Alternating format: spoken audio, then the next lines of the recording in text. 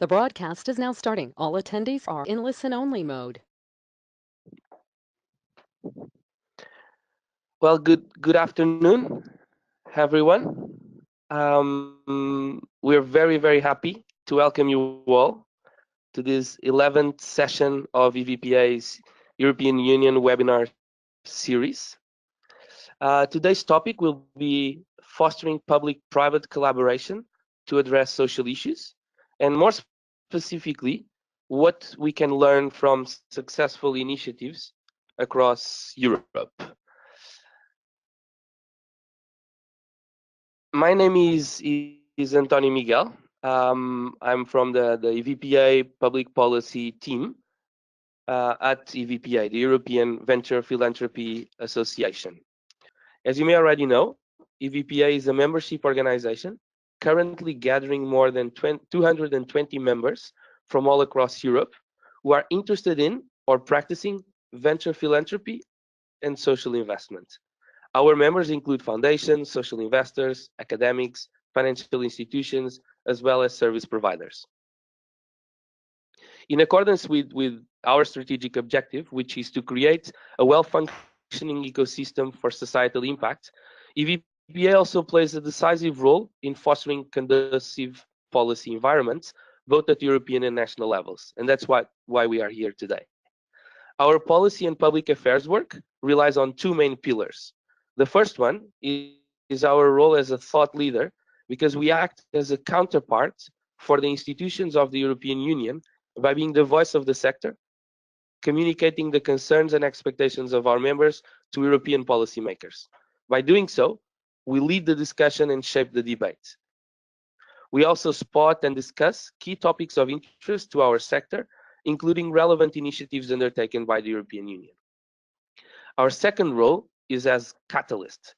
We bring together different actors in conversation and collaboration in order to increase mutual learning and understanding, shared value and impact.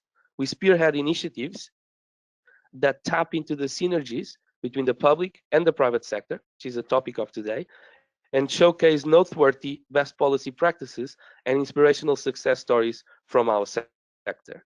We aim to inform, initiate interactions, and inspire. The EU webinar series is a project that we started around 3 years ago in mid 2014, and through which we could reach more than 1,000 people. This series connects policymakers and practitioners in the venture philanthropy and social investment sector around topics of interest with a policy angle. As you can see from the lists in the slide, we've already addressed issues such as social impact bonds, public procurement, retail impact investing, or crowdfunding. Pardon me. If you are interested in these topics, all recordings and presentations are freely available on our website. At the end of the webinar, a very short survey will pop up on your screen, and we would greatly appreciate if you could take 2 minutes to fill this in. It is also an opportunity to let us know about a specific policy topic that you would like us to address in our EU webinar series in the near future. So please don't hesitate to contact us and to make those suggestions. Today's topic is about fostering public and private collaboration to address social issues. And the idea is that we can learn from existing and successful initiatives across Europe. It is with great pleasure that we have an amazing group of panelists and speakers, starting with Celia Tennant, who is the CEO at Inspiring Scotland, that will share with us the partnership that Inspiring Scotland has been able to create with the Scottish Government in order to allocate resources more effectively and efficiently onto addressing social issues. And from Social Finance UK, we've got Hannah Goldie, who is the manager at Social Finance, and Bex Havens, associate, who is currently seconded to Safe Lives, which is part of the Drive project, which is a project that will also provide its first-hand experience from its innovative approach in working with multi-agency support and a mix of funding sources in order to address an entrenched social issue. just to lay out on the agenda for today. So we've started by welcoming participants, introducing the topic, agenda, and speakers. So that's already behind us. In the next few minutes, I'd just like to talk a little bit about what is public-private collaboration and what are the elements that must be in place for it to happen. I'll then pass on the ball to Celia, who will share the case study of Inspiring Scotland. We'll then move on to the case study of the Drive project um, in the UK, and both Hannah and Bex will provide us with their experience. We feel that it's interesting because Hannah will be able to share how the process was set up and designed from the outset, and Bex is now currently working seconded from social finance, working on the ground, and will have a complementary perspective. Then we strongly encourage you to, throughout the presentations, to write down your questions, because we'll have time for feedback and questions from participants. And please don't forget to say to whom you're asking the question, so that we've got an interactive debate. And then we'll take stock of some of the main topics discussed and the conclusions, and we'll conclude the webinar. I should apologize because I've got a cold, and so I need to cough once in a while. I'm sorry for that. So now that we are done with the agenda, I just wanted to briefly introduce the topic of public-private collaboration. So public-private collaboration, as the name has it, basically means when the public sector and the private sector come together and partner towards specific and pre-established outcomes. When we talk about the private sector, of course, we are also talking about the social sector. So social enterprises, community-based organizations, voluntary organizations who are working on the ground. And when we try to understand what leads to these public-private collaborations that have been emerging in the past years, what we found as an interesting framework is to look at both the motivations, the preconditions that must be in place, what are the different outcomes that ought to be achieved, and what are the implications of collaborating among sectors. In terms of the motivations, what at EVPA, what we've been learning is that there are certain motivations that lead the public, the private, and the social sector to partner. The first one is complementary skills. It's the understanding and the realization that one single entity does not have all the skills that are needed in order to address complex and entrenched social issues. And that actually it's the complementarity and the blended approach of all these skills that will yield positive results. The second motivation is that more often than we think, the public and the private have converging goals and want to achieve the same thing. So if they partner, they can reach those goals in a more effective and more systemic based. The third motivation are the limitations in scope. There's only so much that the public sector can do and until it can reach, and there's only so much that the private sector can do. And actually adding up the scope of both entities in each sector will multiply the scope and the reach of projects. And the last thing is the risk profile. So actually one of the main motivations for collaboration between the public, the private, and the social sector is the risk profile of each entity is different, and therefore there is a better understanding of the route that needs to be taken between experimentation, early implementation, and wider dissemination, and in partnership that is achieved in a more efficient way. In terms of the preconditions that must be in place for effective collaboration to take place, we have identified three.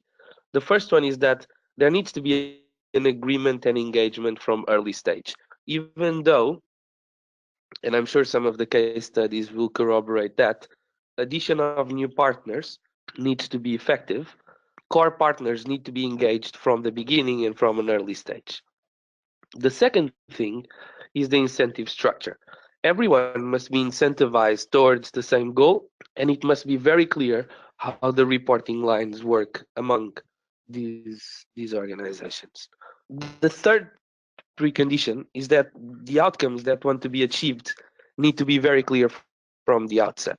And even if we know that these outcomes happen in the long term, um, best practices have indicated that actually having quick wins throughout the implementation of the projects can be very beneficial for the partnership because it strengthens and makes the partnership more robust.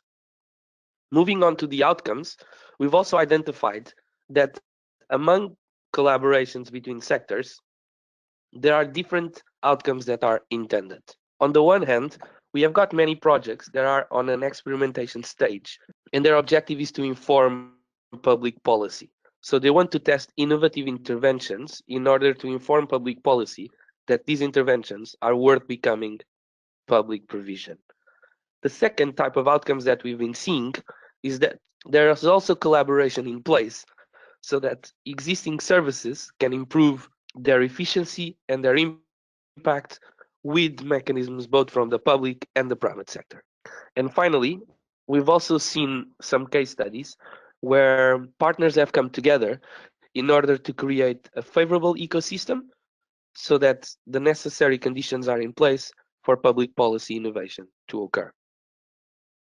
Finally, on the implications of public-private collaboration, if we want this collaboration to happen effectively, we need to have clarity on four main elements. The first one is performance management. So how we manage the performance and how we assess the performance that takes place in the day-to-day, not only focusing on impact evaluation, but actually on measurement of KPIs and ensuring fidelity to the theory of change is very important for these projects. The second thing is feedback loops. So understanding that projects are dynamic rather than static, and that learning must occur throughout the project on a continuous basis. The third area is the governance model. Reporting lines, accountability need to be very clear from the outset because it's very easy for collaborative projects for some topics to fall in no man's land. And that is only avoided when the governance model is structured in a very clear way. And the last thing is funding. And I think we'll also hear from the different case studies on different funding approaches to this public-private collaboration to happen. It can be based on outcome-based funding. It can be based on use of public funds more effectively, or a mix of investment and philanthropic approaches.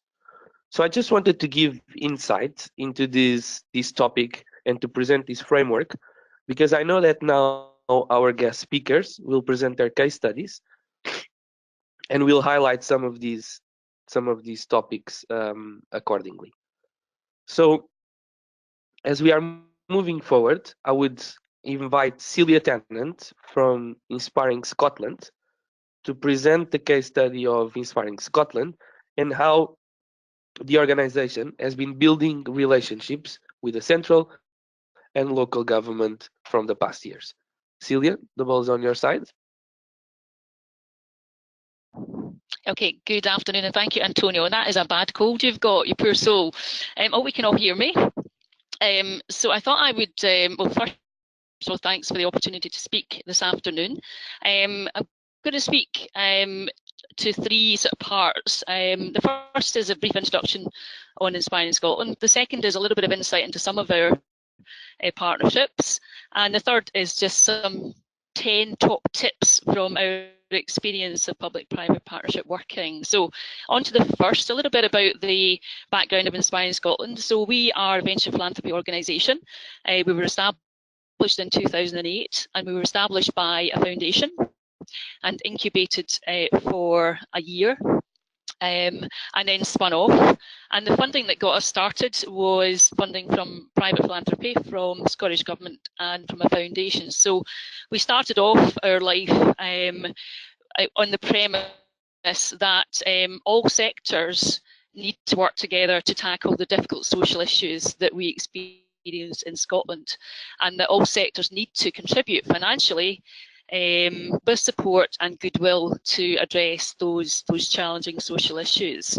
We also firmly believe that we need concerted long-term effort to shift and move these very difficult social issues we experience in Scotland, and that's about strategic support. It's about long-term funding. Our longest fund is 10 years. We're 9 years into that fund. It's not just about the funding, it's also about wraparound support for those that we support.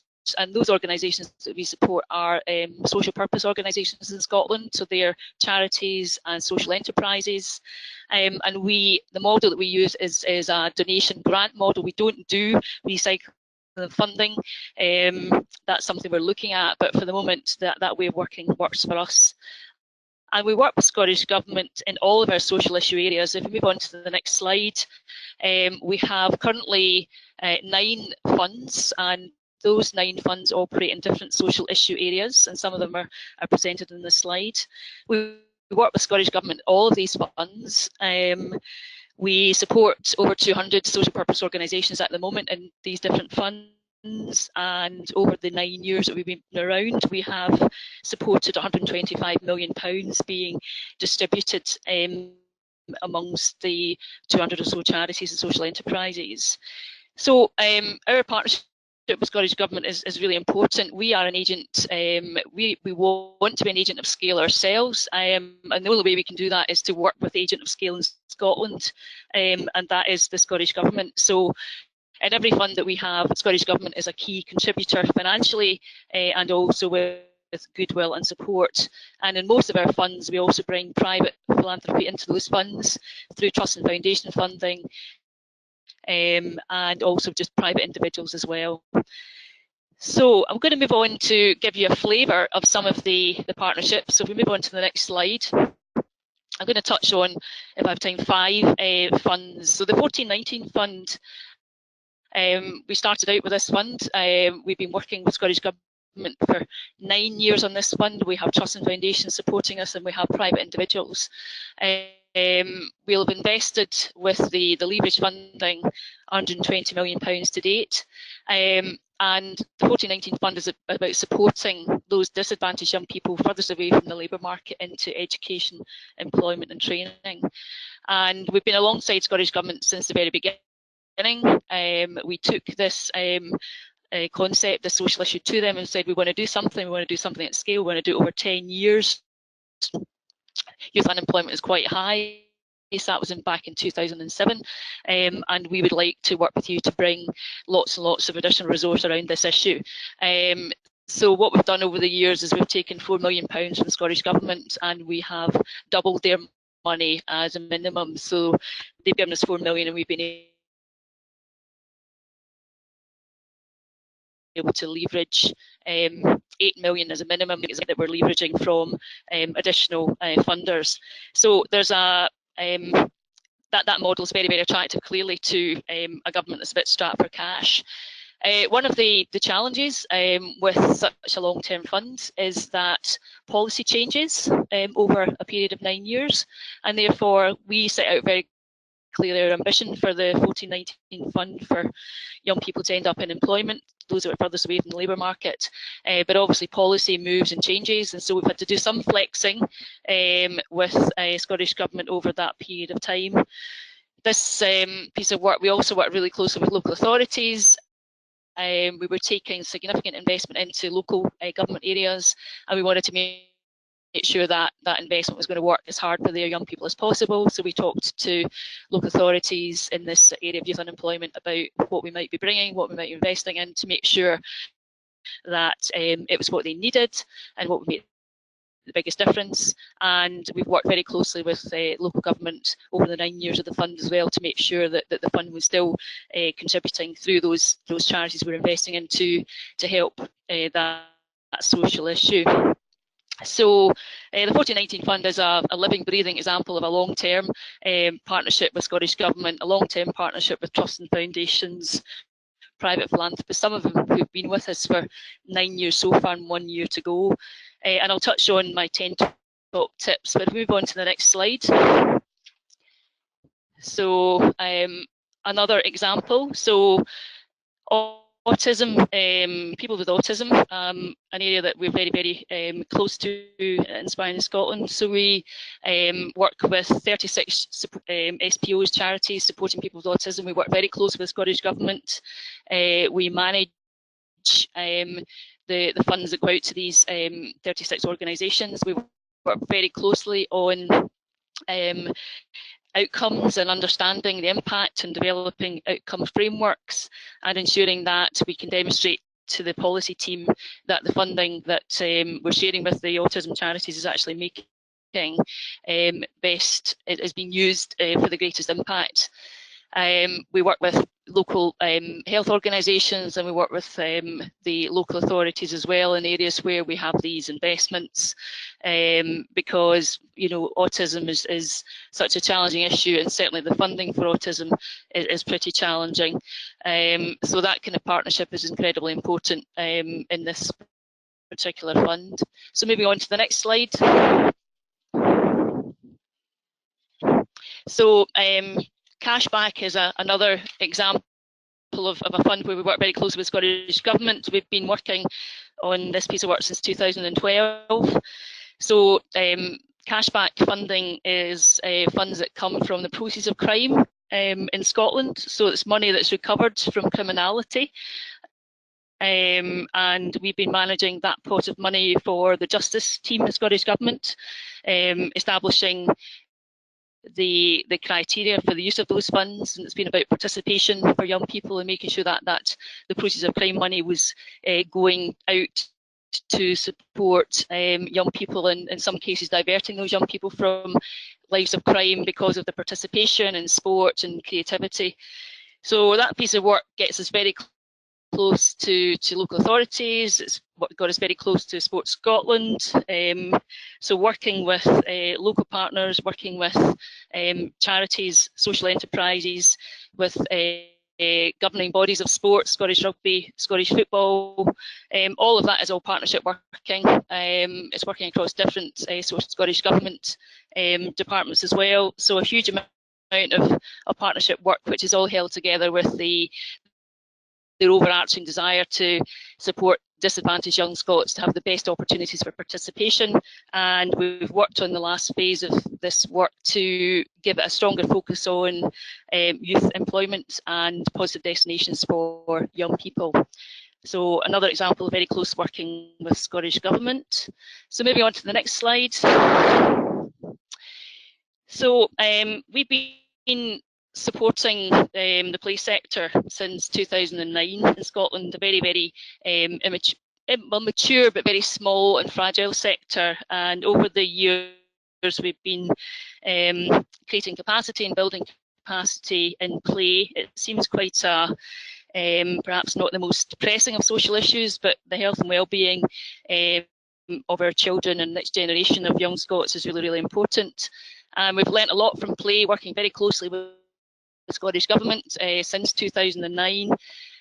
More recently, we have taken a piece of work, active play, to scale with 3 third sector organisations working in the largest local authority in Scotland, in Glasgow, and taking active play across all primary schools. And active play is about ensuring that our children have time to play actively, and working with an academic body, the University of Strathclyde, to measure the impact of active play for cognition and learning.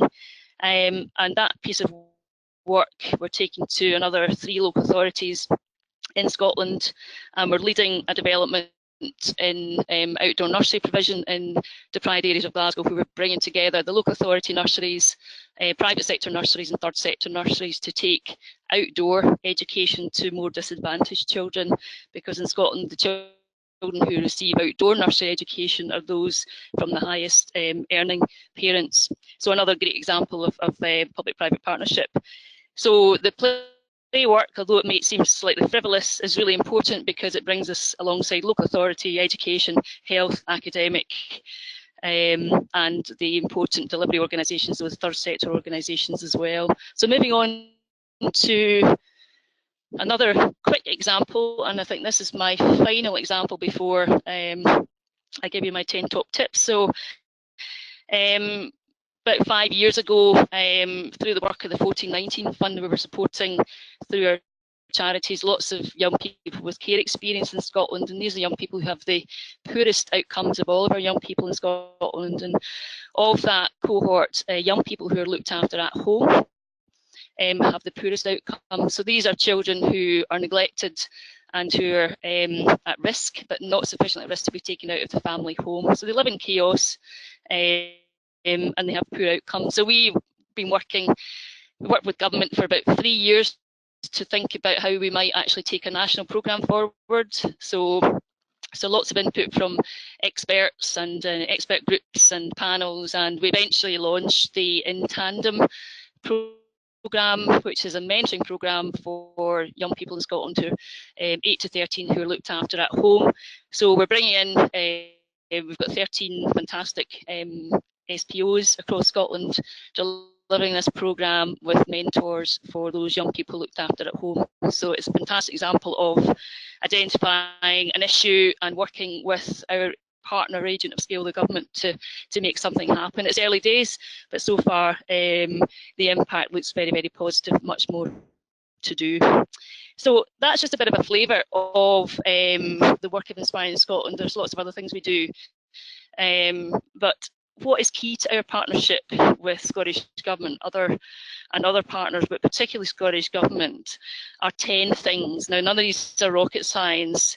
So the first one is to have shared goals and ambitions, and that is identifying the social issue and understanding and agreeing that the social issue is really difficult, and having a willingness to partner to do something about that social issue, i.e. those shared goals.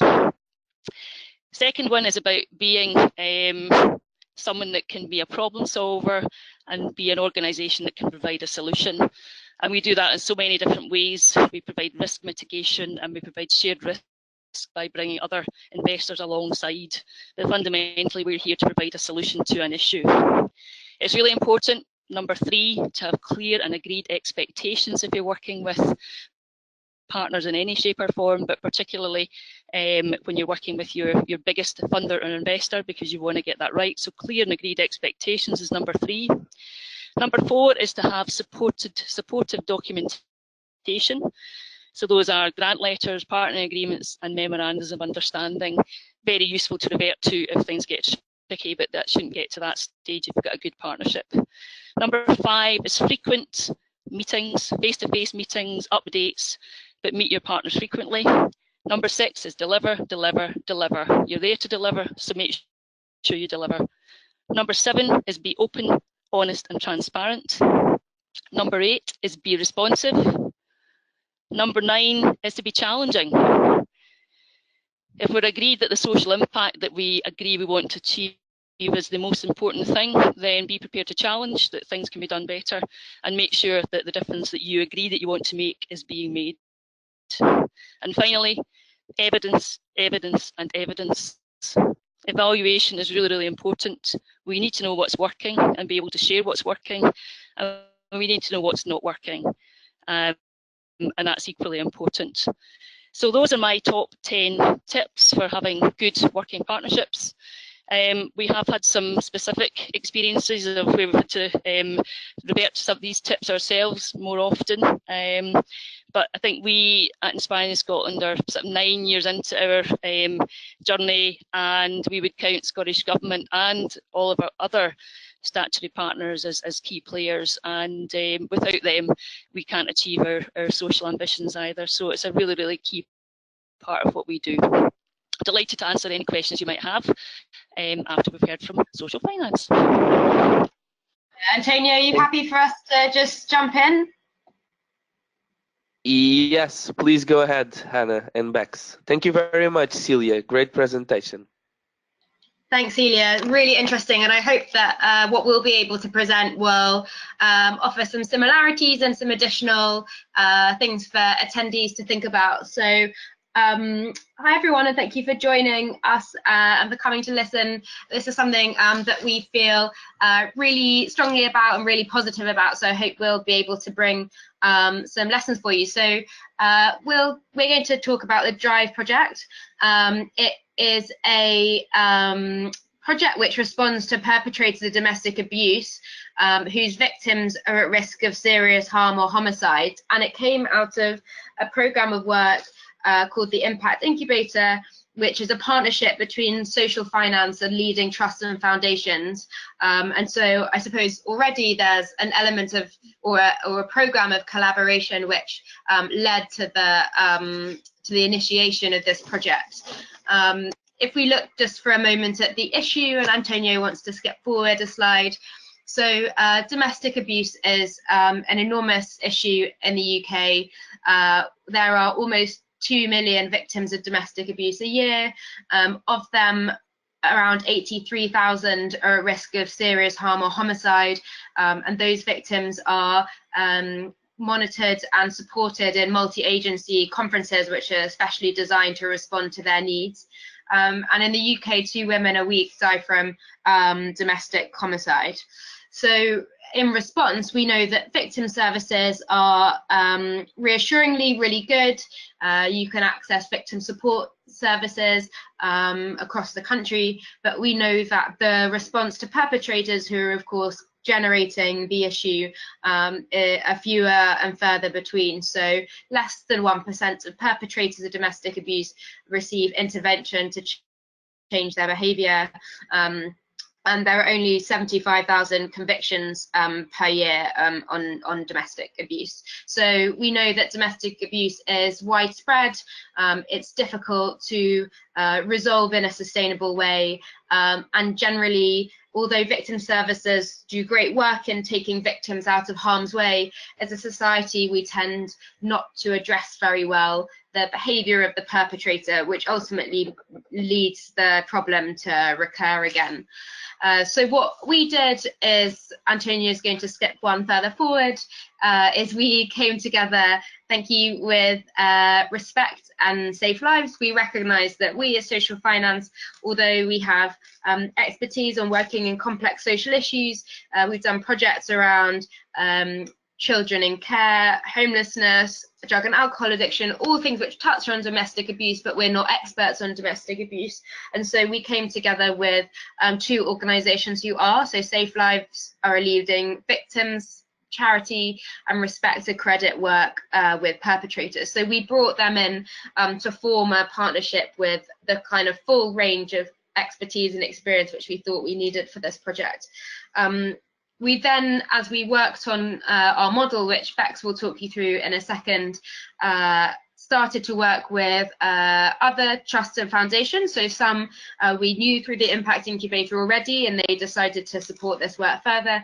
Others were new foundations who were interested in supporting this work as it developed into an implementable pilot, if you like. So they supported financially and also with their time and expertise to the project as it developed.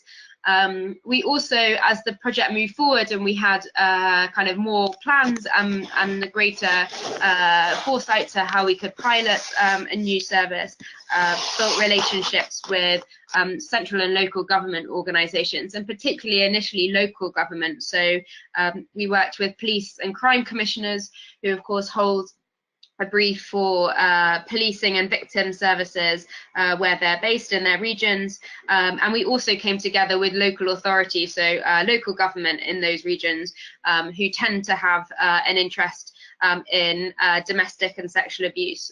So those organisations really brought the kind of local power and influence, and the local government benefited from the additional funding and expertise which foundations brought. It was an opportunity to trial and innovate, something which they might not have done otherwise. And for foundations, there was an opportunity to perhaps work to see government trialing and implementing something which they might not have been able to affect otherwise. And as the project's grown, we've gained more and more funding to support its expansion, particularly through central government funds from the Home Office here, who hold the brief around domestic abuse. And so there's an interesting extent to which the initial investment by philanthropic funders has seen government funding being brought in later to a much greater extent. So you could see your kind of, if you were a philanthropic funder, you could see almost your kind of the leverage you've given by their initial investment has been really great here. And if you just flick on to the next slide, we'll just see here the kind of the complexity and the multiplicity of partners we've worked on here. So there are our partners in the DRIVE partnership. We've had funders, we have a university evaluator, and the year 1 evaluation for DRIVE is online, so you should be able to find that if you're interested in the early results. We then worked with local and national government, as well as on the ground working with government public sector organisations like the police, mental health services, housing services, children's social care, but as well as with charitable providers. So charities who are service providers with expertise in this area, delivering locally in the areas where we're piloting that project. And actually, this is a complex issue with many factors, and so I think it's right in a way that it has a complex response with a load of different organisations and individuals with different expertise and focuses involved. And hi everyone, this is Bex. I'm one of Hannah's colleagues. I'm currently on secondment to actually work on DRIVE at the moment, and if Antonio, you could skip forward to the next slide. Hopefully I can give a bit more detail about how DRIVE actually works operationally. So I think Hannah's given a really clear overview of how the kind of funding side of the public-private partnership works. I don't want to get too much into the detail of how our model actually works because it's quite specific to the UK domestic abuse sector. But what I do want to do is quickly talk through the model that's laid out on this slide to explain how even operationally we have a kind of public-private partnership going on. So basically the way that our model works is, as Hannah mentioned, if a victim is deemed to be at high risk of domestic abuse, in the UK they're assigned a case manager, and before DRIVE there wasn't really anything coordinating the response around the perpetrator, so it was fairly likely that they would go on to offend with another victim, or that people just wouldn't really know what they were doing. So what DRIVE does, it assigns a case manager to coordinate activity around the perpetrator. And that activity ranges, and you can see at the bottom of the model, from support to disrupt. And all of what the case manager is doing, and the case manager is employed by a charity, but they're working closely with the public sector who are actually able to deliver these interventions around the perpetrator. So it could be that they work with the local government housing team to say, okay, the perpetrator is saying that they still see the victim because they need a house. So the case manager will say, okay, well, let's work to get them different accommodation and take down that barrier to the abuse continuing. Or it could be more on the disruptive end of the scale, where they will share information closely with probation and police and the victim support worker to say, okay, well, we know that the perpetrator and the victim are actually back in contact, and they can tell the police this information, and then the police can go and do a house visit and arrest the perpetrator for a breach of like their probation release. So even kind of operationally, you've got the charity sector working very closely with all the public agencies, and the model is really about making sure that all of these levers and opportunities that the public sector has is being coordinated and pulled to make sure that the abuse stops. So if you want to flick on to the next slide, Antonio.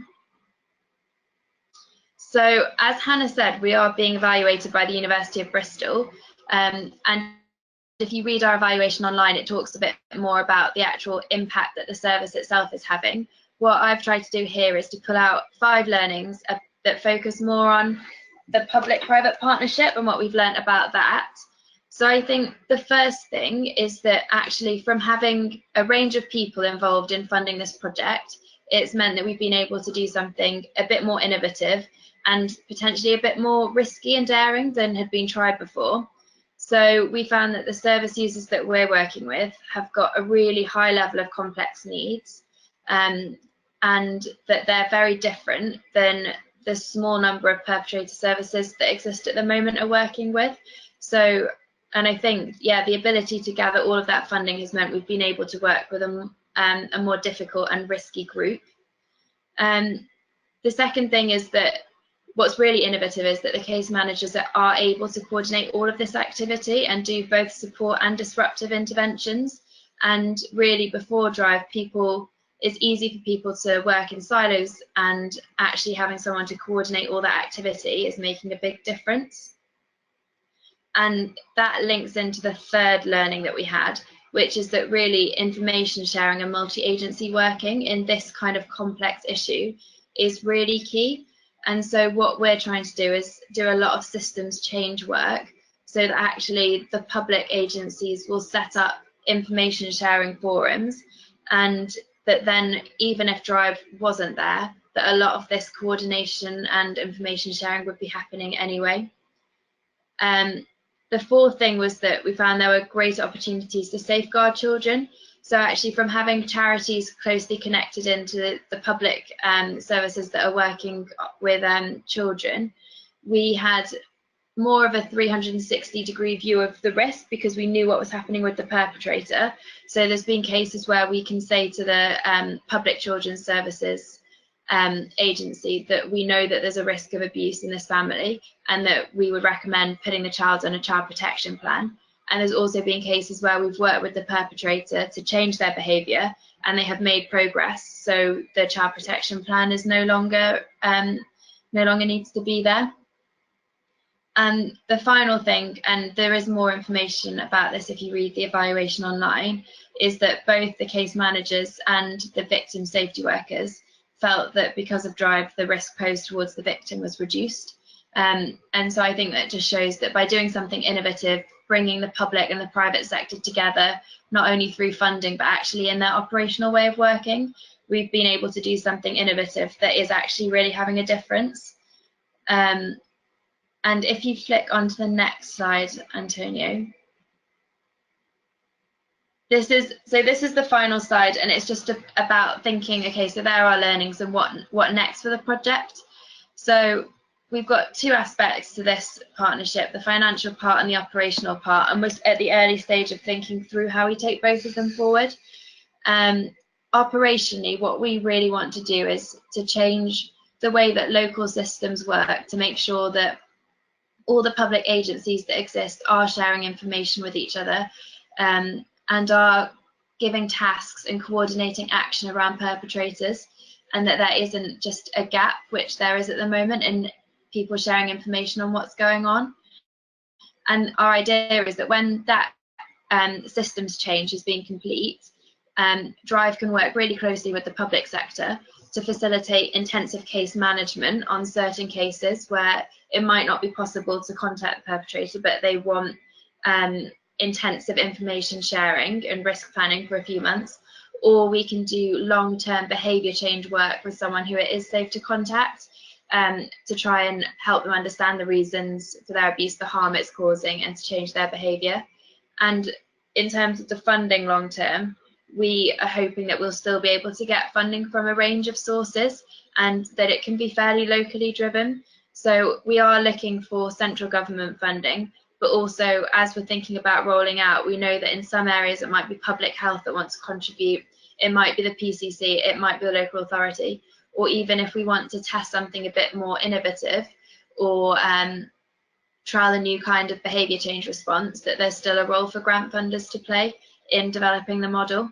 And so, yeah, building on the year one evaluation, we're quite positive about the direction it's heading in, and are starting to think through how we can take this model forward and make it sustainable.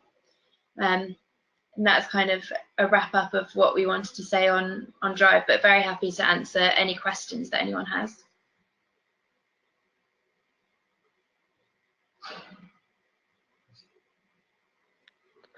Perfect. So thank you very much, Hannah and Bex. I look forward to receiving the questions from the webinar participants. We already have one question directed to Hannah and Bex. It's a great question. So you have multiple collaborators in the DRIVE program, which seems to cause huge coordination and documentation efforts, and as a consequence, high transaction costs.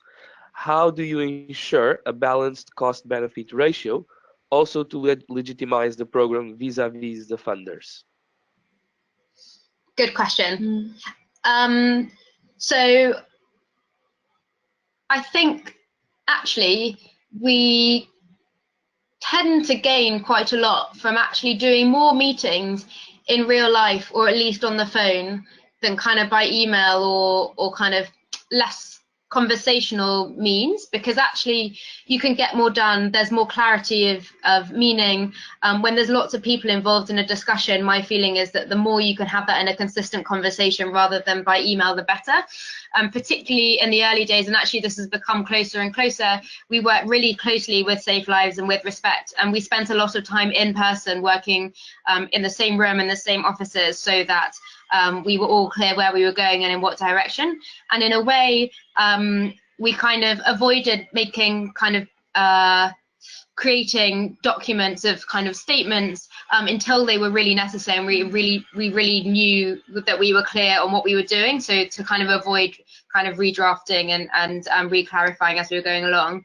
I would say in terms of managing locally what goes on, and Bex, you might be able to add about this, but certainly when we were setting this up, again, there were kind of people assigned from our team to work in each area, and really there was an effort of kind of each keeping the other up to date on where we're up to, what are the nuances of what's going on, but also being clear where we need to gather everyone together and be consistent about the messages, and maybe kind of hand out written material where it was really helpful. Bex, do you want to talk about what that looks like now? And so I think in terms of when we're thinking about how to replicate and take this forward, if we kept all of the kind of setup very central, it would be very expensive.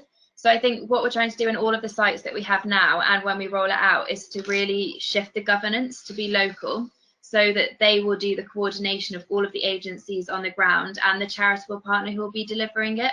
So we will maintain a relationship with the Police and Crime Commissioner or whoever the local funder is, and then there will be very clear governance structures in place through which they will coordinate locally all of the activity that needs to happen and then report back to us. So at the moment, we're going through a process of setting up local steering groups and setting in place terms of reference for them. And I think that will be really important to make sure that the central team doesn't need to keep growing as DRIVE grows, and that even if we move out of the site, it will carry on and still have its own life there.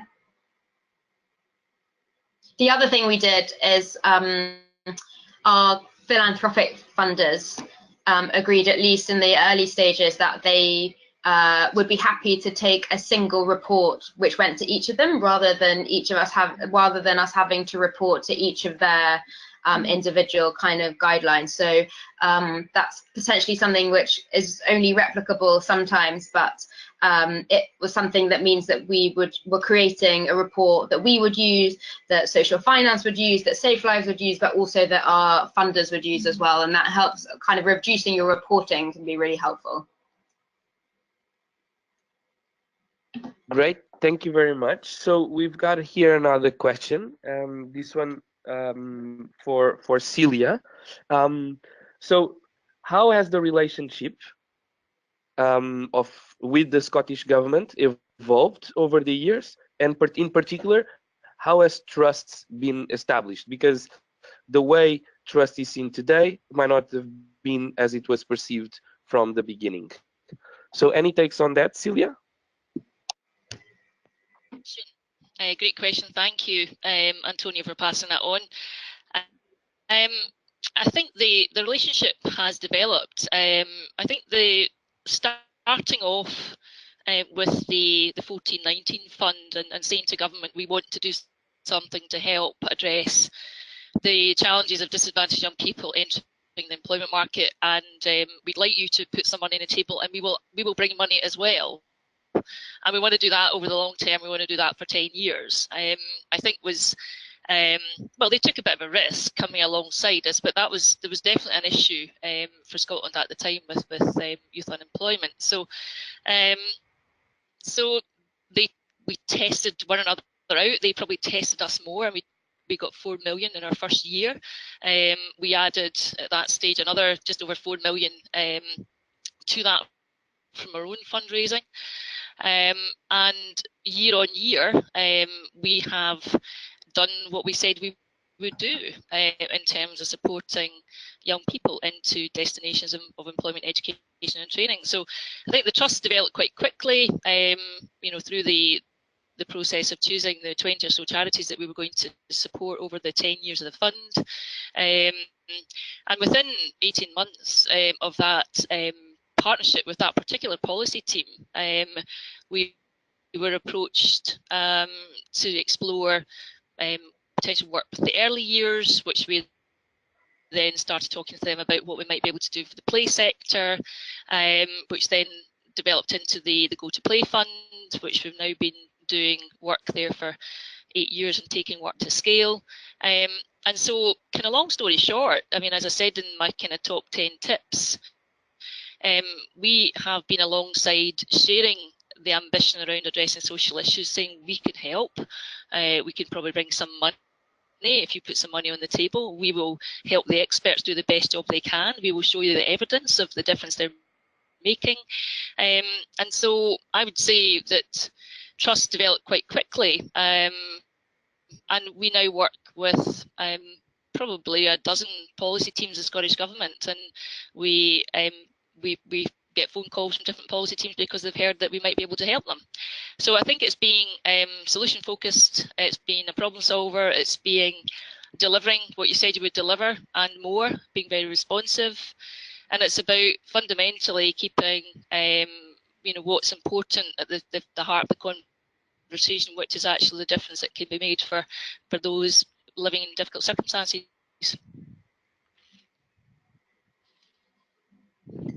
Hope that's answered the question. Thank you very much, Celia. We've got another question for you. How would you assess the impact achieved so far, both in terms of delivery impacts and policy transformation? Yeah, that's a really good question.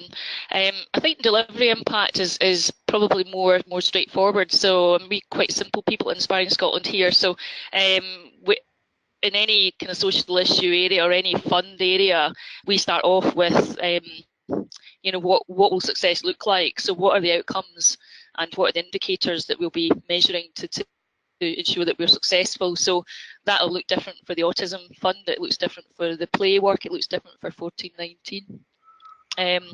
So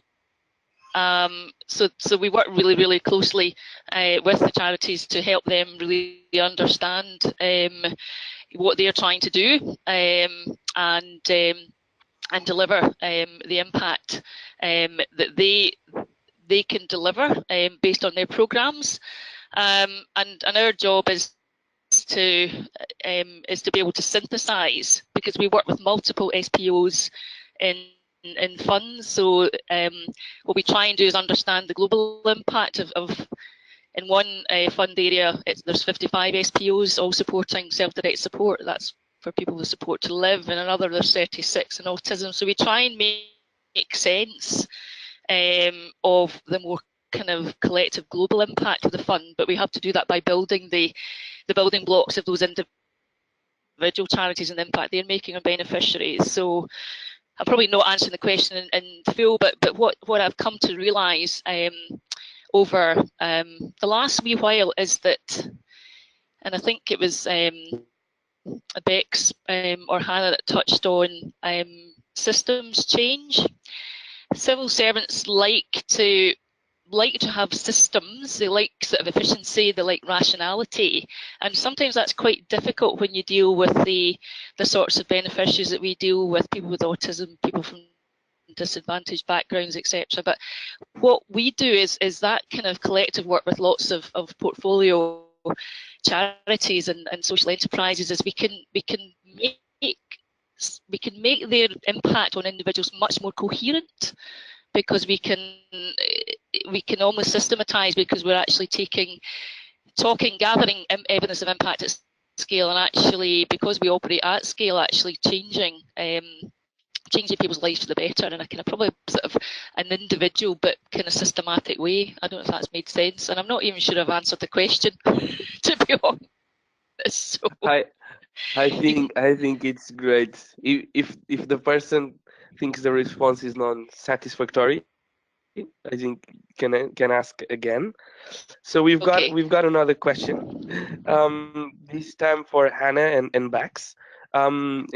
So can the Drive project turn into an impact bond backed by the government? And if not, what are the options that you are considering for securing sustainability of this initiative?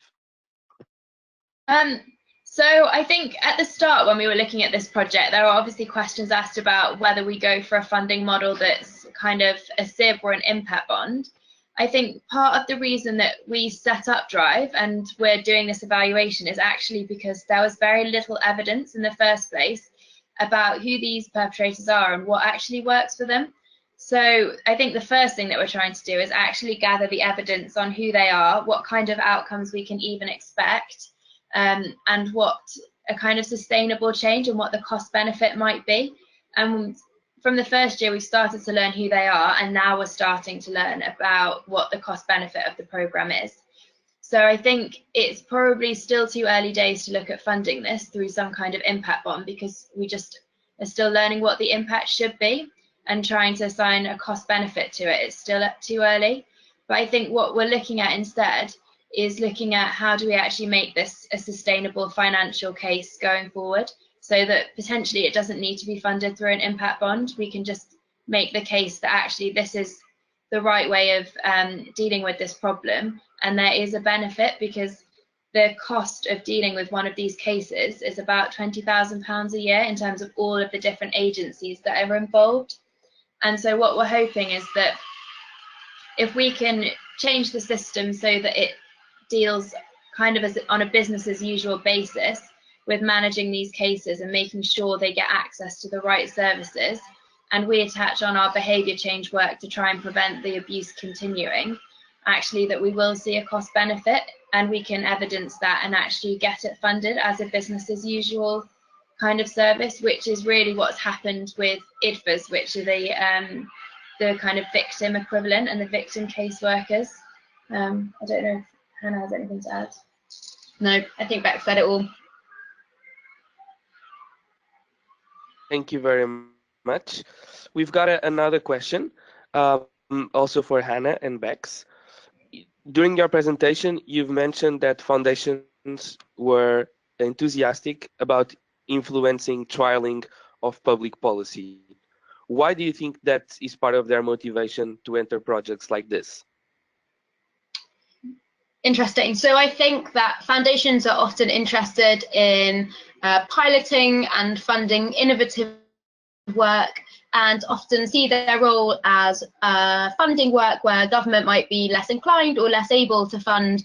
And I think they often, the model has been in the past that government has often taken over the funding of work where pilots are seen to be successful. I think foundations actually have less seen their role as influencers, and so you might have a view on this in Scotland, but I think it's interesting here that actually the foundations have had a role in influencing quite indirectly through this work, but by kind of going out on a limb of funding work that government might not have been able to or not been willing to, but having shown government that it is possible and worthwhile, and with that we're able to do so, they've actually been able to influence government in a kind of indirect, non-campaigning, non-adversarial sort of way.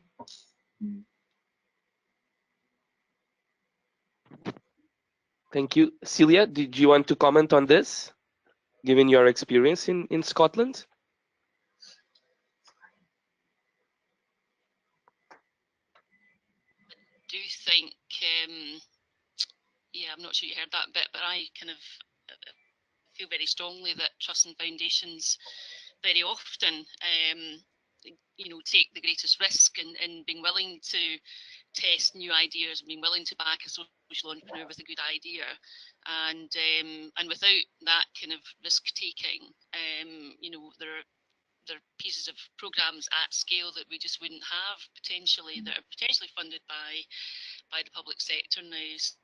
So I think we should never we should always be very grateful for the role of trusts and foundations, and without we don't have much in the way of social impact bonds in Scotland, because it's not really the way that Scottish Government is kind of, they're not that keen at the moment on that type of approach. But without the trusts and foundations south of the border supporting Peterborough, we wouldn't have such a healthy, and others, we wouldn't have such a healthy social impact bond scene south of the border. Thank you very much, Celia. The next question is also for you, and I would just please ask you, because it looks like you're very distant from the microphone. So the next question for you, Celia, is: do you have any suggestions for new funds on how to approach government in the first time and how to start the collaboration? It's a $1 million question. Yeah, I mean, I think it's quite it's quite straightforward. So wherever you are, whichever country you're in, you'll be very aware of the challenging social issues that that you have within your country. And if you feel you have an idea, or you can bring a solution to your government to address that social issue, then make that approach. I think the key thing is to identify a need. If it's a challenging issue for a country, that need will be well known. And if you have a way that you can, either a different way of approaching that need, or as we did with the 1419 fund, saying, we'll do something at scale, we'll be very ambitious, and we can help you. I think so. The starting point is looking at your country, looking at the challenging social issues you have, running a short list of candidate issues, and then thinking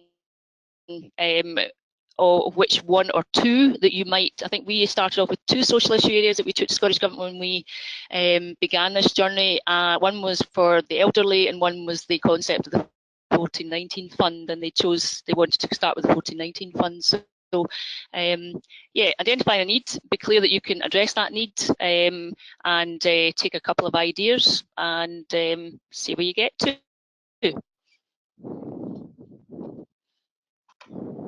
Thank you, Celia. I might take the opportunity to ask the same question to Hannah and Bex. So, England being probably a larger jurisdiction country, how would you approach this initial conversation, going to government and saying, let's collaborate? What kind of suggestions do you have? So I think in general, when thinking about collaboration across social issues, my experience is that if you ask people whether they would like to talk to you about something that they're interested in, and whether you might be able to be interested in it too in a productive way, that you nearly always get a positive response. And in our work, we're often contacting people saying, I've heard about your work, it's really interesting, can we have a conversation about it? And I can't think of anyone who said no. I think in terms of working with government, that can be a little bit more tactical, I guess. Sometimes it's about identifying what are government interested in at the moment, so either local government or national government. What are politicians interested in? What are the big issues that are coming up in policy papers or in the news or things like that? And where might you be able to bring something, as Celia said, to the table which might help them address an issue that they're interested in, and kind of I suppose for when you're thinking about how to work with kind of form relationships with government, often thinking about what are their priorities going to be and how could you help them meet them, is a good way of approaching the conversation. I also think there's a chicken and egg thing, which is the more people you get on board, the easier it is to get more people on board, and you can get a sort of snowballing effect. But I think it's one of those things where you just have to kind of start out and start those conversations, and then things start to grow.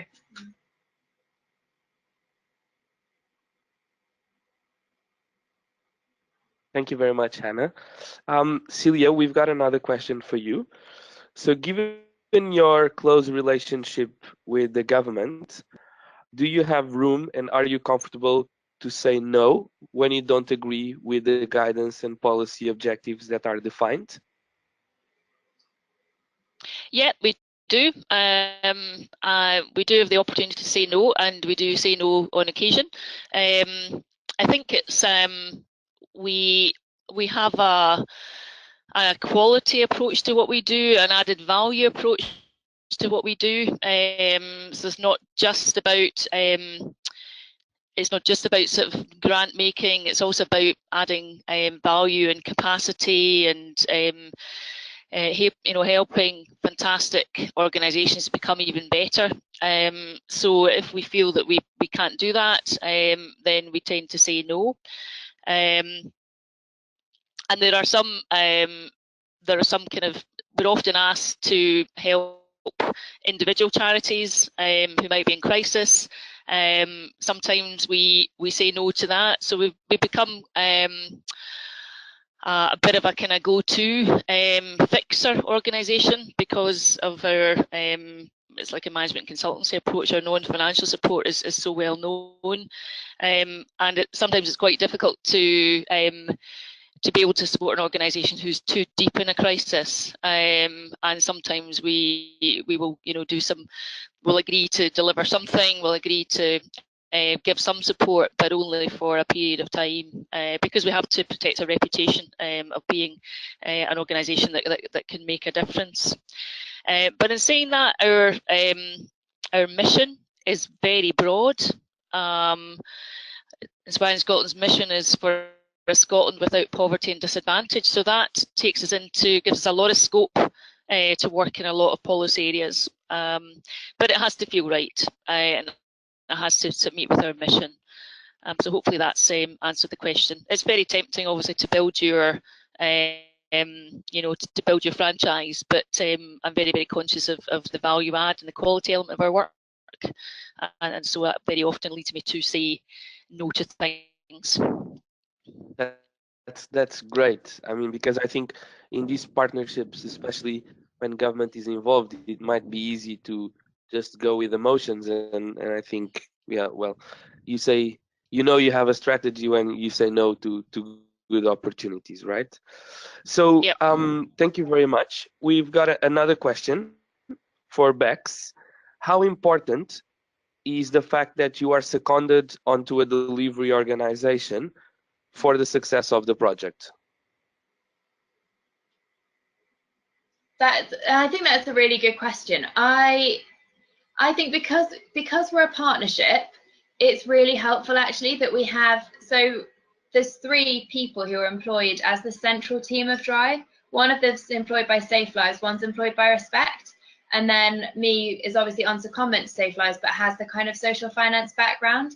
And I think that is really important, because the reason that we're a partnership is because we all have different kind of areas of expertise. And so it's quite interesting that if we need something about developing perpetrator responses, we'll go to Respect and ask for their opinion. If we need something that's more about strategy and how do we scale this and how might we fund it, we go to social finance. And I think in terms of social finance and the impact incubator, which I'm seconded from, when we start developing new responses, for me personally, it's really valuable to see how a project actually runs, and to see the kind of the risks and challenges that you actually face when you deliver something on the ground. And it will definitely be valuable for me to take that back to social finance, to have that kind of practical lens when we start thinking about how we might build future operating models on new social issues. So yeah, I I think it's something that we'll probably start thinking about for other projects as well, about how when we start them up and running, how we make sure that we still have a route in and make sure they develop in the right way and they have a sustainable route to scale. So yeah, I think it's been really valuable. Thank you very much, Bex. We've got another question for Celia. How have political changes affected the relationship between Inspiring Scotland and the Scottish government, and how has that been managed throughout time? And that's another great question. We're not a political organisation. We are an independent charity. We work very closely with the policy teams within Scottish Government. Clearly, they are aligned to ministers, i.e., the political establishment. But working with civil servants primarily, and not lobbying, has proven to be helpful to us. We do meet ministers, and we meet ministers very often, because there's clearly, good news stories around charities and social enterprises doing good work. So I had a couple of weeks ago, I had 2 cabinet secretaries and a minister at different visits in 1 week. The answer to the question is that we will work more closely with the civil servants, the policy people, than the political people. We don't tend to lobby the special advisors, so they're the political animals that work closely with ministers. And also in our 9 years, we have had an SNP government, so we've had the same political hue and colour in the 9 years of our establishment and development of the organisation. So it hasn't been particularly challenging, but we have seen over the years in Scotland, and prior to us starting, organisations favoured by one political hue and by certain ministers, when the next political hue comes into power, that the money stops and the support stops. So that's why we focus very much on policy and civil servants rather than taking a political stance. I hope that was helpful. Thank you, Celia. I think that's very helpful and insightful on those kind of relationships. I think we have another question, and potentially we'll consider this the last one. It's for Hannah and Bex. You've mentioned that the project was created from the Impact Incubator. Could you please elaborate a bit more on what the Impact Incubator is and how linked it is with the project? So the Impact Incubator is a collaboration between social finance and leading grant-making trusts and foundations. We started work 3 years ago, and the aim was really foundations that we had worked with closely to fund projects that we developed were interested in working with us in a slightly different way, being involved in more of the kind of selection of the project, a little bit like Celia described earlier, as well as thinking about what was the direction of projects and being kind of very open-minded about what they might look like. So we take a blank sheet of paper approach to issues that foundations are really focused on or kind of really care about at a particular time. And it means that we're very open to what the kind of ultimate implementation idea might be. We started work 3 years ago on perpetrators of domestic abuse, which is where the DRIVE project came from. We also have a project around mental health outcomes for the Black community in South London, where we have a community-owned collaborative approach there between the community and the health sector.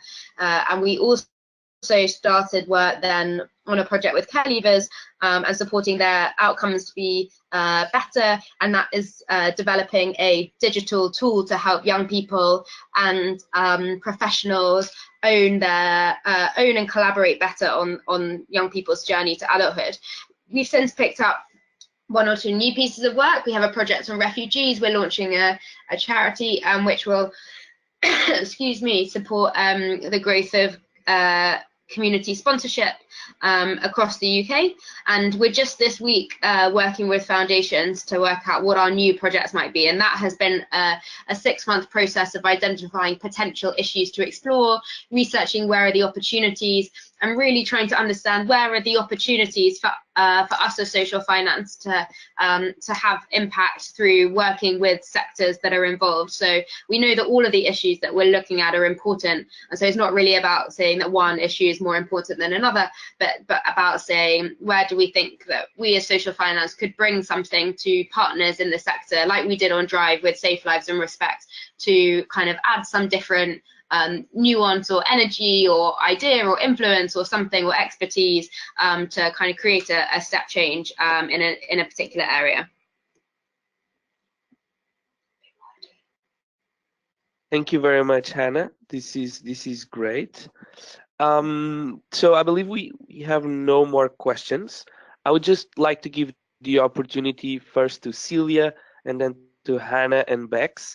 If you want to give a final word on, your key takeaways and suggestions for participants who would like to enter the endeavors of creating collaborations between their organizations and either the public or the private sector. So Celia, if you want to have a final word on that, please. Yeah, well, thank you, Antonio. I think I've said quite a lot in answering questions and in my presentation, but I think partnership is all about the win-win, and in kind of dealing with challenging social issues, then it's exactly the same. Our role here in Inspiring Scotland is to be an enabler of change and to work together with other partners to address and to reduce the poverty and disadvantage that we have here in Scotland, and we can't do it on our own. What Hannah's just said about the work of social finance, the impact incubator, we sort of do that, and to some extent in Scotland with the issues that we're dealing with. We all need to work together. We all need to be problem solvers and solution providers, and if we can do that with the absolute clarity of a shared goal or mission or ambition, then it makes partnership and it makes making a difference entirely possible. So I would just encourage everyone who's been on the webinar to, if they want more information, to get in touch. But from my perspective, it's pretty sort of straightforward. We can do much more together than we can alone, and therefore public-private partnerships are critically important to the work that we do and in addressing social issues. So that's probably enough from me, and just wishing everyone a very Merry Christmas and a Happy New Year when it comes. Thank you.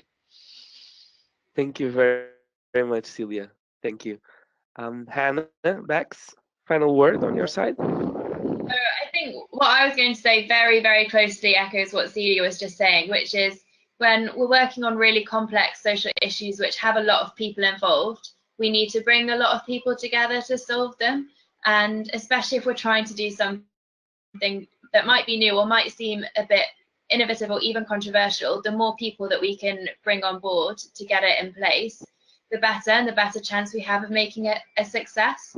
And I guess our experience on Drive is to be bold and try and bring these collaborations together, and you might get parts of the sector working together that you wouldn't have expected that you could, or getting government to work with charities in a way that you hadn't seen happening before. So yeah, I think based on Drive, really positive about the impact it's had, and just would really encourage people, if there's an issue where you think it could work, to really go for it.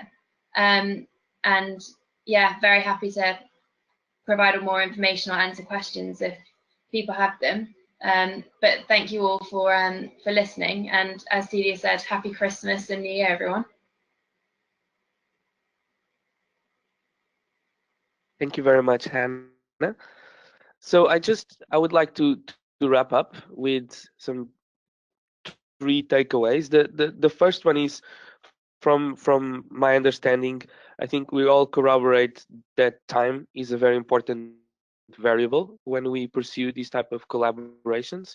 Both time from the outset, because it takes time to build the second learning, which is trust, and it takes time to create a strong partnership, and it takes dedication, and it takes finding the right incentives. So time and trust are really important. And the third thing is alignment, both in terms of mission and on outcomes. And from my understanding from both projects, what it strikes me is that the conversation is around the outcomes that everyone together in the partnership want to reach. And as a result, if that is the common denominator, it doesn't really matter if we are static in the process of how we achieve it. We just know that partners are together in it for the learning process and to create the right loops so that the services can deliver the right outcomes as intended.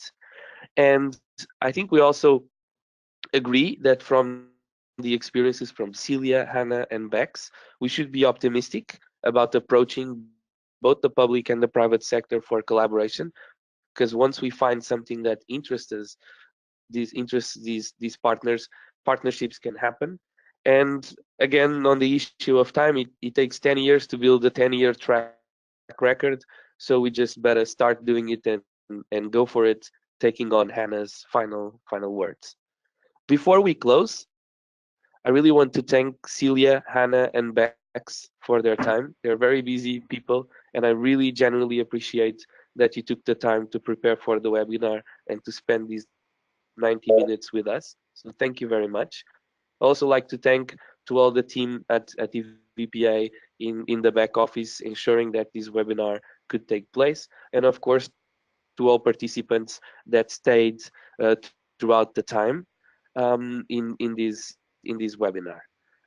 Please don't hesitate to contact EVPA's policy team in case you have any further questions or you would like to have any updates on the policy work of EVPA. You've got the email here on the slides. As said in the beginning, this webinar is part of the European Union webinar series with the support of the European Commission. And my final word goes to thank you all again and wishing you all a Merry Christmas and a very Happy New Year. Thank you everyone for being on that side.